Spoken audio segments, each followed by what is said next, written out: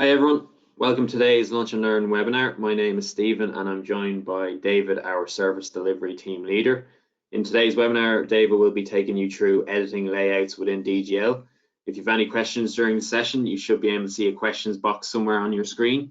You can pop your questions in here and we'll take some time at the end to go through them. It's worth noting again that all the webinars that we do will be recorded and they will be shared with customers afterwards.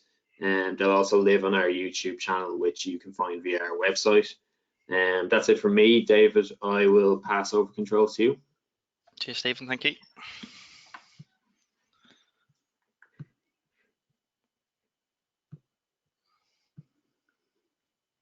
You should get that now.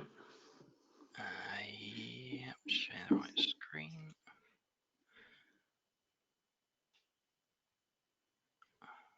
Hopefully everyone can see. Yeah, have that here. Perfect. Excellent, perfect. Hi everyone, thank you for joining. Very nice for you to join today. So we're just going to go through how to edit layouts within Practice Manager and how the layout section works within the system. So the layout section itself is all managed under the WP menu at the top here, WP word processing. And to go down to edit layouts or add layouts or change layouts in any way, shape or form, if you go down to the layouts option just down the bottom here, and you'll see it opens up a whole new different section of different things on what you can edit.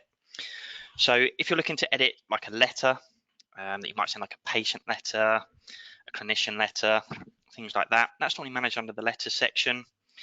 If you want to manage how your invoices look and what gets printed out, that'll be under the invoices section. Receipts and so on, you can see the different sections here and what you can actually change and update. What you may sometimes find is if the layout section is grayed out, that generally means as a user yourself, you don't have access or high enough access to that section. So it may just be that a super user needs to give you that access in order to be able to get to that section, or you just need to speak to the super user to be able to edit the layouts for you in that sense.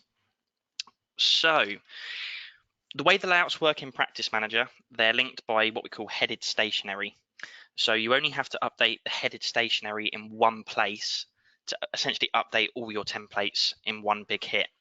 So for example, if your headed stationery is changed in the sense where you may be consulting at a new hospital and you need to just show that on the headed paper that's printed out, or if you've got new contact details, new email address, or if your qualifications have recently changed and you might want to put that on your headed paper, then this is where you manage it under the headed stationery section. So this saves you having to edit, say, 250 templates. You can just update the headed stationery in this location, and that will then update your templates across the board. So to do that, you go to the WP menu, layouts, and then headed stationery. You should generally be presented with this sort of similar screen. So if you're looking to update the headed paper for all your letters that you send out, like your patient letters, your appointment letters, clinician letters, you're generally going to edit the letter heading for that. Now, if you also have an accounting team where you might have different details for your accounts team versus different details, maybe your medical secretarial team, reception team, things like that, you can amend your accounts heading for like your invoices, receipts, reminders under the accounts heading just here. So if we just enter into the letter heading section, and if we just click edit on that, what that will do, that will take us into Microsoft Word. And this is what we've currently got on the header at this moment in time. So this header will populate on any letters you're producing at the moment. Now, if you want to change maybe the initials of your qualifications, what type of surgeon you are, contact details, things like that, this can all be added on here. So if I wanted to say update maybe a telephone number in here, if I just type that in here. Now, once I've made that change, it's really important to always make sure you're using the asterisk option at the top here, or if you prefer a keyboard shortcut, if you use the Control and X option on your keyboard, or there's also the Practice Manager tab up the top here, and you can press Save and Return. All three things do exactly the same thing. It's just personal preference on what option you prefer to use. There's no right or wrong answer to that. It's just whatever you prefer. So now I've made that change, I just need to just make sure I save that by using the Save and Return option. That's now saved into Practice Manager for the headed paper. So any new patient letters or clinician letters I'm doing now will have that new headed paper on that for me. Vice versa, if I want to change things like the footer on your headed stationaries. That again would be the letter footer. Again, if you want your invoice footers to maybe have your payment details on them, if you want to put maybe like your backs details, your account details, where to pay into, where to maybe send checks to, things like that, that would be updated on the invoice footer. And then if you're looking for your receipts to have a different footer, things like people like to put on there, thanks for payment, or thank you for sending across the money, things like that, that can be amended in here as well. So if I just change into say the letter footer, click on that so it's blue and click edit. And then again on this one, for example, this one's actually got nothing on the footer, but you can put anything in here to show up there. So if I wanted to just put a bit of text here, if I wanted that just to produce on the footer, I put it at the top of the page. By default, it will move it down to the bottom of the page for you on your templates when you're printing them off. And again, once I put that, really important to make sure you do that save and return option. That will then save the template and return you back to Practice Manager. So that's if you're looking to change any headed stationery on your templates. This saves you from having to change it on say 100 templates, 50 templates, doing a duplication of all that every single time. If you just update it in here, that will update it across the board for you, so you don't have to do it multiple times. If we click OK out of that screen, now if you actually want to either edit or add an actual physical template, so if you want the patient letter to have a certain block of text within it, and it's only on the patient letter you want that to show, or if you want your clinician letter to always have maybe a read section on it, read the patient, things like that, that's where you have to actually manage it within the actual physical template itself. So for that, we just go to WP and we go down to layouts. Then if we click into letters, you'll generally see when you click in here, you get the main default templates that DGL normally has, like a GP letter, patient letter, and so on. You can also add your own templates into here and your booking forms and things like that. You might have built up a list if you've been using it for a good few years, or if you've only just started out, you can build up that list if you wanted to. Let's just say if we want to edit the GP letter. So if we just click on it so it's highlighted blue, and then on the right hand side, if we click edit, again, what that will do, that will open up the template in Microsoft Word for us and how it's going to look. Now, this is the template version of how it's going to produce. If you were saying maybe writing to a patient or a GP, this is the information it's going to pull through. As soon as you click into it, you will generally get this pop-up box saying information. The template is using linked templates. What that's basically telling you is that the header and the footer are linked to another file, which is that letter footer or headed paper that we've already changed and updated. So we don't need to update it on here. It will pull through from that other screen. So if we just click OK on this. So the only things we're really updating in here is the actual main bulk of the letter. You'll see at the top here, it's kind of grayed out. Mr. A and others grayed out. That's just basically just showing you that it's a linked template. And vice versa down the bottom here, you'll see the test footer. That's pulling through from the letter footer file. So that's grayed out as well. So what we're looking to do is change anything within the main bulk of the letter here. So what you'll see is there's these little curly brackets with different information in between it. Anything where there's a curly bracket, that will then populate depending on what patient you're selecting and what GP they've got selected and things like that from their main front screen of patient details. So for example, here it's going to populate the GP salutation, the GP initial, and the GP surname, and then the GP address. One thing to bear in mind, if you haven't populated, for example, the GP postcode on your GP entry, it's not going to populate a GP postcode on the template for you. And what it will do is it will just miss that out and leave a blank space where it would have been. So that's just one thing to be aware of. The more information you put into Practice Manager, the more you'll be able to work with the field codes later on going forward and what it will populate for you. So it's really important when you are maybe registering a new patient, or if it's a follow-up patient, maybe getting as much detail as you possibly can. That way it's going to populate onto the letter template for you. Now, if you want to change it, some people, some doctors or consultants like to put, thank you for letting me see a patient. Now, if you wanted that text to always come up like that on every single GP letter you do, you would just have it typed into the actual template like this, and it's always going to come up like that for you. Now, if you want to populate what we call a field code, so where these curly brackets are, maybe you might want the patient's email address to show on the resection, or the telephone number and things like that. Now, there are what we call a field code wizard to populate those for you. So what you need to do is you just need to make sure your carriage return is selected where you want that field code to appear. Now, once you've done that, what you'll need to do is just come up to the very top here where you've got Practice Manager. If we just click on that, and you'll see some versions, if you're using like your own version or an older version of Word that's not on our server, it might say Field Code Wizard. Or if you're like using our server, it will say Template Wizard. They're the same things, it's what you use there. So if we just click on that, and what it will do is it will populate a Practice Manager template codes box. Now you'll see there's different headings, and what you select will then populate as a field code onto the template. So for example, I say just make sure your carriage return is selected where you want the field code to appear. And then if I say, for example, I want telephone 1, which is normally the home number, to appear on this resection.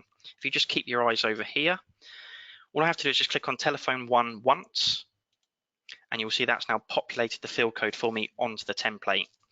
So anytime I now do a GP letter, and if the patient's got a telephone home number, it will populate that telephone number there for me. Again, if you want to then put any other field codes on there, there's multiple different field codes you can put on these templates. You've got lots of different additional information if you need date of birth, age in years, if they're sex, male or female, or if you just want it to say M or F, if you want their patient number. Some people like to put their NHS number and things like that if you record that information. So you get the gist of what you can and can't put on there. There's loads of different field codes you can put into it. Generally, if you're recording something in Practice Manager, you can generally find a field code to populate that onto a template for you. So we can see here, that's now populated that. Again, if you also want to, maybe some people like to CC people into a letter. So if you want the patient to always be CC'd in, you can also populate the patient's CC details up here. So if we want maybe the patient's full name, if we want their address line 1, 2, town, county and postcode, you can see that's now going to populate at the bottom of the letter for us automatically. As soon as you go into that letter, saves you having to flick between different screens and populate the information yourself. It's going to do it all for you. Also, what you can do, which is quite useful, is if consultants like to electronically sign their documents off, like their GP letters, patient letters, and they always want the electronic signature to kind of appear rather than having to physically sign it themselves. What they can also do, they can also populate an image of a scanned file into that under the Yours Sincerely option with the electronic signature. It's always going to populate on the letter you're producing rather than having to put it in front of the consultant to electronically sign and then he puts it back in front of you to then send off. You can just have it all there populating at once. So what you can do with the templates is quite powerful and what it can pull through. This is just a GP letter, but you could do that for a patient letter, a clinician letter, and so on. Now, once we've made our changes, again, we just need to make sure we either go to that Practice Manager option and click Save and Return, or we can click on the asterisk option at the top here, or we can press Control and X on our keyboard. All three things do the same thing. So that's now save that GP letter. So the next time I do a GP letter now, it will populate that information for me as long as the patient details or the GP information has been populated in the front screens through the patient detail sections and things like that. Perfect. So that's sort of editing a letter or a letter template. If you want to add a template, the best ways I normally recommend doing this is if you use the copy option. The reason for that is it will copy the exact template as what you're copying, and it will have all like the field codes on there prepared for you, and you're just going to just change maybe the block of the actual template, the body of it, of how you want it to read. So it's got like the headed links on it already. It's got the field codes on it already. You're not just starting from blank. So say, for example, you might want to create a letter that's going to be addressed to the GP, but it might be called something different, a second GP letter or something like that. What you can do is you click on the GP letter. If you click on copy, what that will do, it'll ask you to create the new letter template. So if we call it, say, GP letter 2, and if we now click OK, it's going to ask us if we want to edit the new layout now. If we just click yes, again, it's going to populate that little information box. So it's going to give us an exact copy of the GP letter, but this time I can now put a different wording in there. I can change it. I can put in there what I want it to say for this specific template. but it will still have the headed paper links at the top here for you. It will still have the address details going to the right section, but then you can change the body of the letter for what you want it to actually say in there, along those lines. And again, once you've made that change, just use that save and return option. You can also create a brand new template from scratch. If you do click new, what it will do is it will create literally a blank piece of paper. So you've literally got to start from scratch. You've got to add in your headed stationery options. You've got to add in your field code options from the very start. So if you do click new now, if I click continue, it's going to ask me for my GP or the letter description. If I now click OK, it's literally going to populate a blank piece of paper. So if you do use that new option, you're going to have to start from scratch by adding in, if you go to field code wizard, you're going to have to add in your address field codes, things like that. So you're going to have to start from literally scratch. That's the only downside to using the new option, but it can be used. Cool. You can also rename the names of the templates here. So whichever one you're clicked on, you can just rename it if you need to. So if I do say GP letter, I might want to rename the name of that to GP letter new, for example. If I now click OK on that, that will update the name of the GP letter template. What you can also do is you can move around the templates and how they are situated on your screen. So for example, if you want all your GP letters to show at the top, you have to use these little arrows over the right hand side here on moving them up and down. So you have to be selected on the template you want to move. Now if you want to move it up, you have to click the arrow on the right hand side and you have to move it up manually to where you want it to be positioned. So if we get that towards the top, so that's how that gets up there. Now if you wanted to move it down, you have to be very careful, because if you click the down arrow, it will move it right to the very bottom, and then you have to start from scratch again to move it where you need it to be. So whichever letter you've got selected in blue is what the arrows are going to work with in what you want to do there. If you want to add a folder, so you can see here appointment letters, they're all in a folder. If you want to create a folder, if you click on add folder on the right hand side here, whichever template you're clicked in, it's going to put that into that folder as well. So if I click on add folder, if I want to call it maybe GP letters, click OK. So you can see here it's put my GP letter new by default into that folder. Now if I want to get other templates within that folder, the template itself has to be directly below the folder I want to put it into. You have to be selected in blue, and then if you click the right arrow over here, that will put it into a folder. So the right arrow will always put it into a folder. The left arrow will always take it out of a folder. So if I just click into that folder now, if I want to take the GP letter 2 out of there, if I click on it so it's blue and click the left hand arrow, that's now going to take it out of that folder and it will put it to the bottom of my template screen. So that's how the folders and those arrows work in terms of moving them into different folders. There is also this layout documentation button down the right hand side here. What this is this goes into really sort of in-depth layouts and how they work. I think it's about a 40-page document. It goes into really in-depth and what you can populate from the different screens within Practice Manager. There's loads of different field codes. It goes into real sort of details into what you can bring into the system onto your templates as well, and what the information it's going to populate. So for example, if you wanted to say, if you want it like gender specific, he, she, him, her, his, her, lady, gentleman, if you're selecting the male option on the patient details screen, it will then put in lady or gentleman versus that to make sure it puts in the right title there.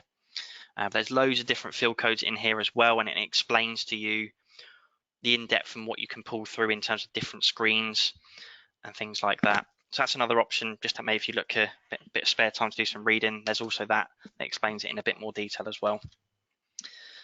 So I just close out of that. Also, you may notice down here you've got the online form library.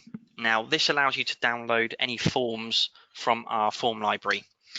So if there's any hospital booking forms that you might use, that you want it to populate the information automatically for you based on what you've got in the patient details screen, or if you're doing it from a theatre list, it'll put in the CCSD codes and the descriptions. You can download the form from our online form library. If we just click on online form library now, you can then search for the different forms in here that you might work with. So if it's like a BMI hospital, a Spire hospital, HCA hospital, we're more than likely going to have the form already. If the form is a brand new form and it's only just been released by the hospital, we may not have it in here. What you can do is you can send it to our support team. So they're contactable on DGL support@clanwilliamhealth.com, and you can ask them to populate that form in there for you. So they put the field codes on there and things like that, and they'll be able to tell you the timeframes on how long that's going to take. They might need it in a specific format as well. Maybe it needs to be Word or PDF and things like that. They'll let you know what type of format they need it in. But the forms are already in here. So if I maybe click down to, let's say if it's a HCA hospital location, if I then want to bring in a specific HCA hospital, let's just say it's a Lister hospital, and it might be a specific Lister hospital outpatient imaging request form. So if I click on that, so it's highlighted blue, if I then click copy layout, it will then copy it, and you'll see the copy layout button gets grayed out. So once that's happened, that means it's copied. If I then click cancel out this screen, you'll see it then populates that online form library information from the Lister hospital booking form in there for you. So when you're now populating your booking forms, it will put the patient information in there for you straight away. So if we just click in there to edit it, you'll see in here it's going to populate the patient name for you, the date of birth. It's got a free text box in here for you, so if you want to put in there what's required, if there's any additional clinical information, it gives you that opportunity when you're producing that booking form. And if I just close out of that. Perfect. So that sort of layouts as a whole in a generic way. So say if you want to edit maybe the invoice template, again, if we click into WP layouts invoices, you have the standard invoice, which is to a patient, the alternative address, which might be to a parent or carer, the solicitor, insurance company, and so on. If we edit the standard invoice for a patient, you'll see how that gets populated as well. So again, that's going to use your links at the top here to your headed stationery. So this is going to work off the accounts heading. So if you've got like an accounts, you might have a different header to your actual patient letter that you might send out, and it's going to be signed off like that. And then you can then move, chop and change it around how you want the invoices to look when they get printed off. So we've got lots of different sections in what layouts are maintained down the bottom here. There's quite a few different sections you might want to change or update. So that's layouts as a whole.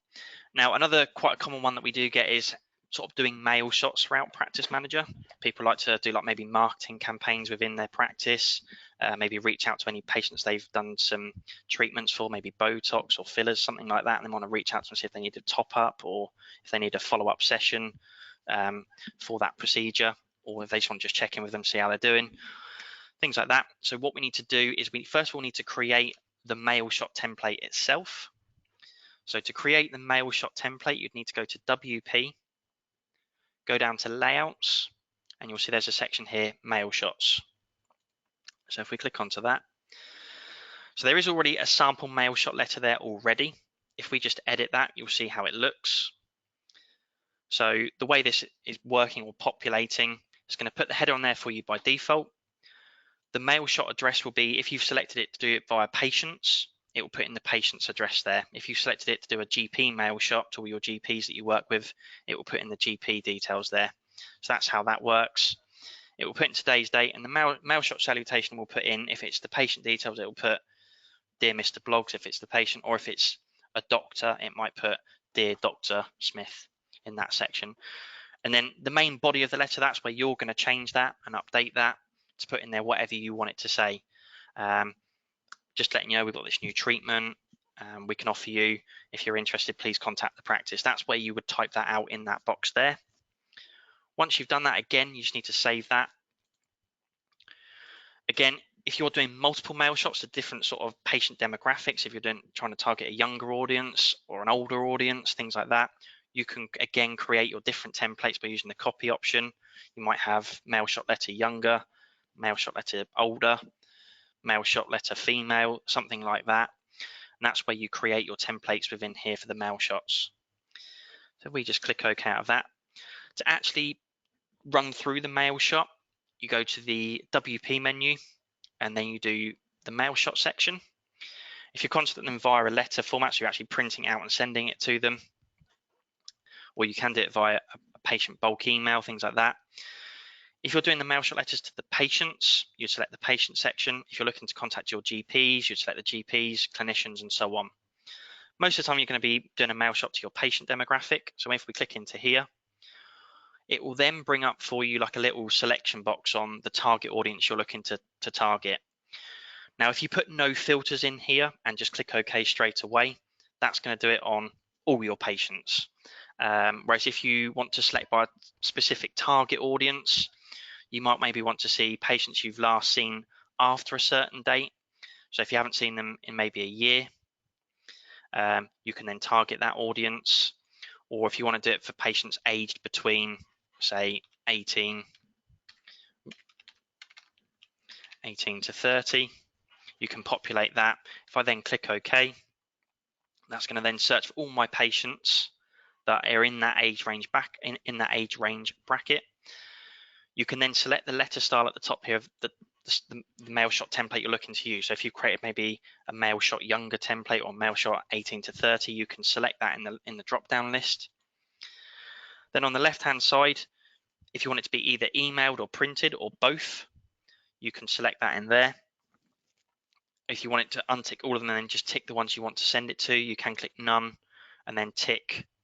Maybe there's certain patients in the list you want to contact either via email or printing it.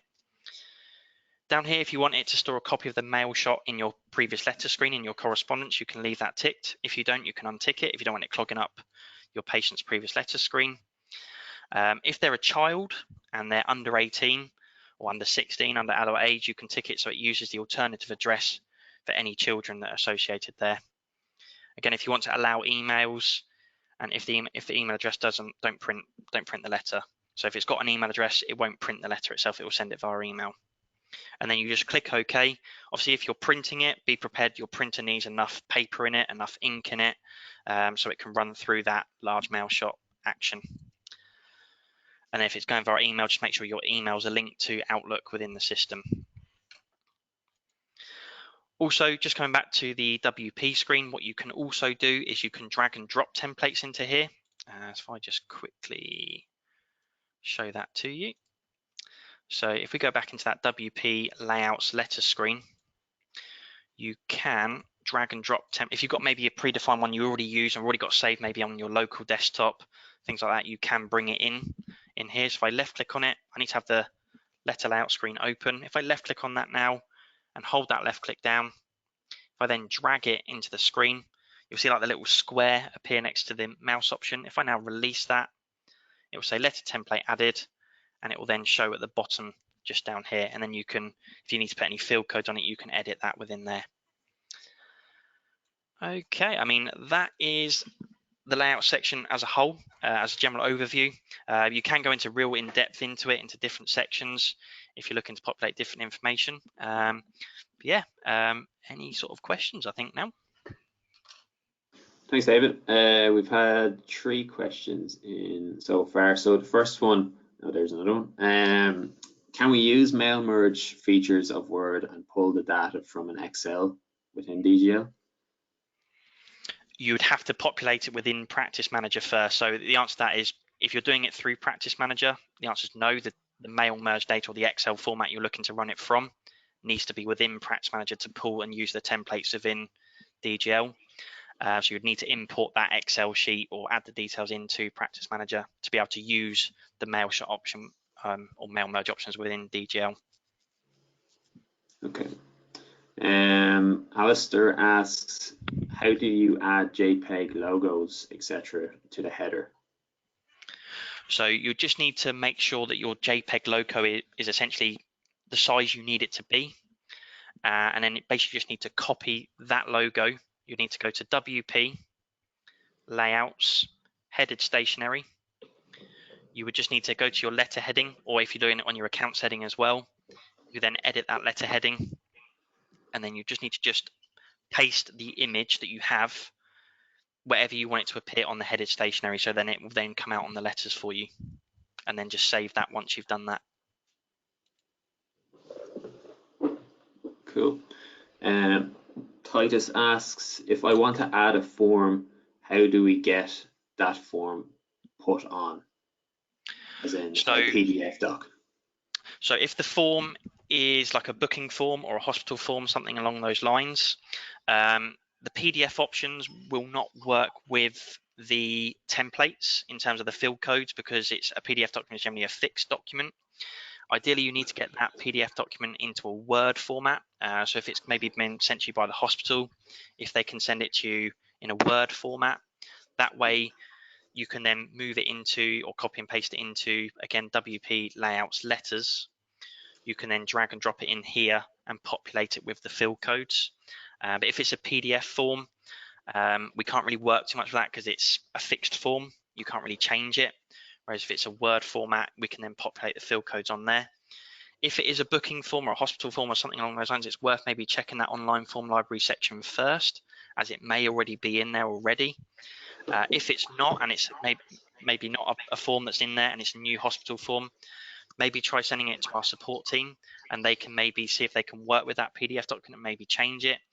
Or if not, they might just ask you to obtain it in a Word format, and they can then try and get those template field codes populated on there for you to start using. Cool. Another question from Belinda. How do you know which header is being used if there is more than one, and how do you edit a header? So the header, if we go to WP layouts headed stationery, so if there's more than one header, if we click in, say, if we click on letter heading, for example, and we edit that, you will see it will be titled at the top here. So this one says it's titled as let head. Sometimes it might say 2.head or 3.head, something along those lines. If you want to see what header it's using on a specific letter template and what it's linked to, if you go to WP layouts and the letter format you're looking to check, so if we go to, say, patient letter here, for example, if we then edit that template, to see what template it's linked to, if you scroll right to the very top and double click in where it's like all grayed out, you'll see it kind of like does like a block of gray. If you then right click on that block of gray, you'll see where it says here toggle field codes. If we click on that, it tells you what document it's linked to. So for example here, this is linked to lethead.doc. So we know lethead.doc was in the headed stationery as letter heading. So if we just check that and edit that here, we can see this document's called lethead. So that's where it's populating and pulling that through from. I hope that explains that. Okay, Belinda actually goes on to ask another question. So she has the header coming onto the second page of the document, which she doesn't want. Actually, she has the header and the footer. Is there anything she can do about this? So if you're looking to just stop that from happening, that's more of a specific template change in terms of the actual letter format itself. So if we go to WP layouts letters, if it's happening on specific letter templates, let's say, for example, the patient letter, if we just edit that on this one here. So what you may need to do is you will see, if you go to layout at the top here, then if you go down to margins and then custom margins, you'll then need to go to layout, and you'll see here over here it says different first page. So that needs to be ticked so that it will put in a blank piece of paper if you go to a second, third, fourth, fifth. If it's not, it will look to always use the header and the footer on every single page. So you just need to just check that on every single layout that you're looking to work with or use, that you don't want the header and the footer to show on the second page. If you don't want it to show, you just need to make sure different first page is ticked. If you do want it to show on the second, third, fourth pages, make sure it's unticked so that it always uses the same template. Cool. Pauline asks if there is a way to add link headers and footers to existing letters that have previously been done from scratch. The best way to do it is to maybe locate a template that already has the links on it. So what I mean by that is, say for example, if we go to the patient letter here, if we then know that it's got the correct template on it, if we then double click in here, if you then right click on that grey block of text and do toggle field codes, what you can do is you can highlight this and copy this. And then say for example, the one we created earlier, I think we did GP letter 3, was a brand new template with no links on it. If we edit that, if we now want to paste that at the very top, you have to just double click at the very, very top so that it brings up this header box. Now you just need to just Control V or paste that in, and that will then populate the field code in there for you.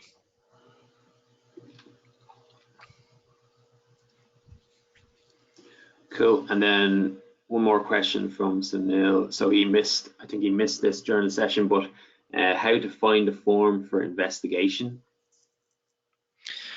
So it depends.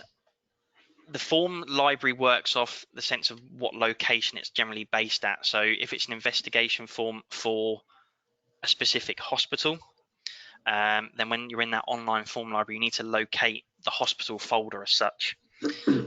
So for example, if we know it's maybe a Spire location and it's a Spire investigation form, scroll down to the Spire healthcare file. If it's a generic Spire form that all Spire hospitals use, if it's a Spire investigation form, you'll be able to locate it there. If it's specific to a specific Spire hospital, e.g. like Spire Bristol, they might have their own investigation form within there. That's the best way to try and locate it in that section there. That's if we have the form as well. If we don't have the form, again, you can add it to yourself to the layouts manually, or you can send it across to our support desk and they can see if they can add it to the form library if it's a generic form that it's been sent by hospitals. Cool. I think that's it, David. So thanks everyone for attending today's webinar. I suppose we'll be sharing out the recording of this session on our YouTube channel later today, and we'll be emailing it out to everyone, all of our customers next week. Keep an eye out on our channels in the coming week for information on our next sessions. If you want anything covered yourselves, please do get in touch with us. Yeah, so that's it from me. Bye everyone, and thanks David. Hope everyone enjoys their weekend. Thanks everyone.